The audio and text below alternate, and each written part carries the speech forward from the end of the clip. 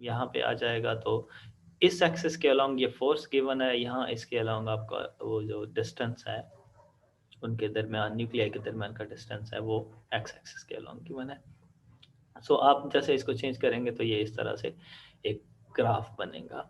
You can use Mathematica, MATLAB, whatever the software you want to use.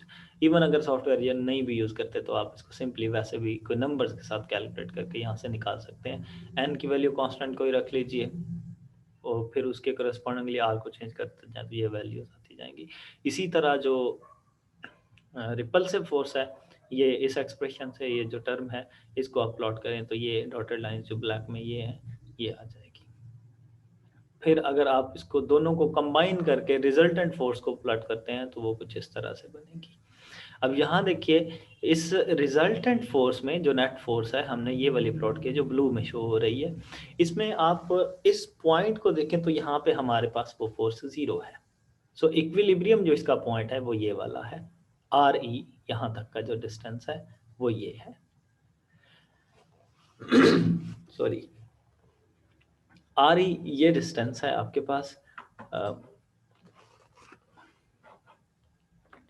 यहाँ पे force zero है, इस distance पे force zero हो गई तो ये इक्विलिब्रियम डिस्टेंस है।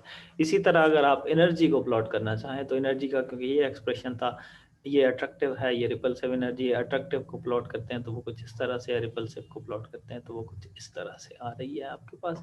और इसी तरह अगर आप रिजल्टेंट या नेट एनर्जी जो आई मीन रिपल्सिव और अट्रैक्टिव को कंबाइन करके जो बनाई गई उस एनर्जी को प्लॉट करते हैं तो वो कुछ इस तरह से एक्सप्रेशन आ रहा है। हमें पता है कि हम जो आर ई से कैलकुलेट किया था वहाँ फोर्स तो जीरो थी, लेकिन एनर्जी का कोई यहाँ एक्सप्रेशन आ रहा था जो हमने ये लिखा हुआ है। यू ई जो है इक्विलिब्रियम स्टेज पे ये वाली एनर्जी हमारी आ रही थी। तो ये देखिए मिनिमम जो एनर्जी है ये है energy minimum.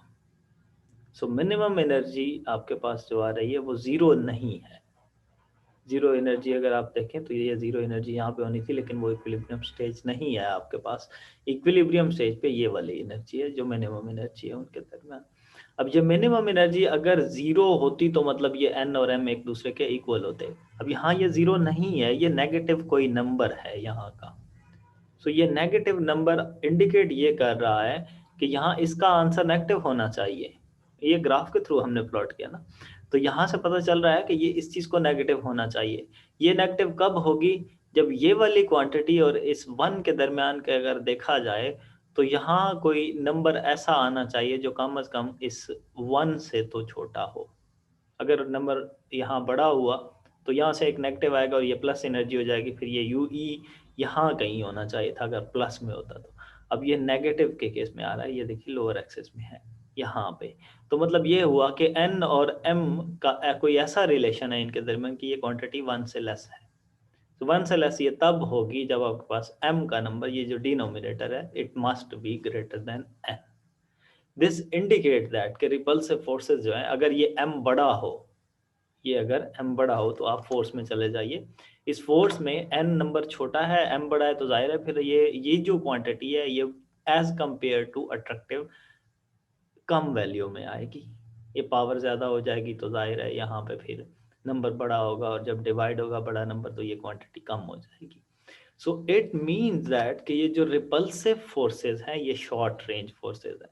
These are just short range forces. ये हमने इस एक एनालॉजी से बनाया, आई मीन एक ग्राफ से देख के इस चीज़ का एक्सप्रेशन बता रहे हैं कि ये ऐसे होना चाहिए। क्या वाकई में ऐसा है कि नहीं है? So let's do a little bit calculation, the mathematical algorithm के ये कैसे निकाला जा सकता है। मैथमेटिकल फ्रेमवर्क ये है कि अगर आप इसका डबल डिफरेंशियल लेते हैं, डबल डिफरेंशियल लीजिए और वो ग्रेटर देन जीरो होना चाहिए एट दिस इक्विलिब्रियम डिस्टेंस, क्योंकि हम इसको इक्विलिब्रियम स्टेज पे कैलकुलेट करना चाहते हैं। सो फर्स्ट तो डिफरेंशियल आप ले चुके थे पहले ही, वो यहाँ पे कहीं हमने पीछे शो किया है। फर्स्ट डिफरेंशियल जब हम फोर्स के लिए निकाल रहे थे तो फर्स्ट डिफरेंशियल कुछ ये आ रहा था, आप इसका सेकंड डिफरेंशियल लीजिए, क्योंकि यहाँ हमारे पास जो रिक्वायर्ड रिजल्ट है उसमें जो रिक्वायर्ड कंडीशन है उसके इसमें डबल डिफरेंशियल आपको लेना है। सो इसी क्वांटिटी का जो ये जो u है इसका आप डबल डिफरेंशियल लीजिए तो डबल डिफरेंशियल में ये चीज़ आ जाएगी n into n plus one. You can calculate, mathematics के स्टूडेंट्स हैं तो आपको पता है कि ये कैसे कैलकुलेट किया जाता है। डबल डिफरेंशियल लीजिए और डबल डिफरेंशियल में ये इसको एक दूसरी तरफ ले जाए, जाहिर है फिर वो सॉरी, यहाँ पे जो साइन है वो ग्रेटर देन का होना चाहिए, इक्वल का नहीं है। सो ये जो साइन है ये इक्वल का नहीं है, I am really sorry, by mistake मैंने ये इसको लिख दिया। यहाँ ग्रेटर देन का सिंबल है, आई मीन यहाँ पे ये सिंबल इस तरह से हो जाएगा क्योंकि इधर भी एक नेगेटिव है और इधर भी नेगेटिव, या फिर आप इसको ले जाइए तो ये क्वांटिटी ग्रेटर देन दिस होगी। या अगर आप ऐसा करें कि इसको इधर ही रहने दें, ये इधर ले जाएं तो यहाँ नेगेटिव होगा। जब आप दोनों तरफ नेगेटिव से मल्टीप्लाई करेंगे तो यहाँ का साइन चेंज हो जाएगा। ओके, सो यहाँ जो साइन है ये लेस देन का इधर होना चाहिए। सो ये लेफ्ट साइड की जो क्वांटिटी है it's less than this right side. मैं अभी इसकी करेक्शन कर देता हूँ।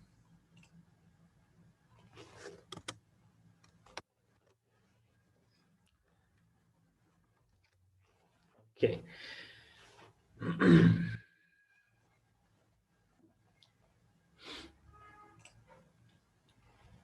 yes, this quantity is greater than that.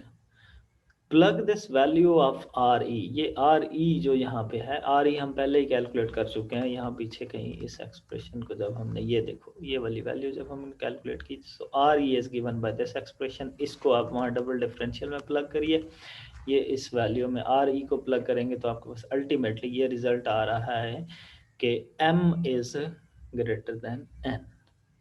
तो यही चीज़ जो हम यहाँ इस ग्राफ से निकाल रहे थे कि m is greater then n होगा जब ये u e यहाँ एक माइनस में वैल्यू आ रही है, और वही चीज़ हम मैथमेटिकल फ्रेमवर्क से निकाल रहे हैं कि m is greater then m n।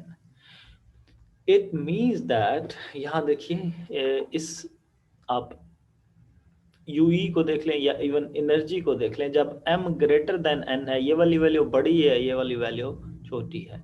सो अगर ये नंबर बड़ा है तो r की पावर सम लार्जर नंबर, जाहिर है फिर इस पे जब डिवाइड होगा तो ये वैल्यू कम हो जाएगी, विच अल्टीमेटली मीन्स दैट कि ये जो वैल्यू है u की जो वैल्यू है for the case of repulsive energy it's smaller than that as compare to attract. Science को आप छोड़ दीजिए, वैसे देख लें just just to compare that कि कौन सी क्वांटिटी जो है वो बड़ी है और कौन सी छोटी है, राइट।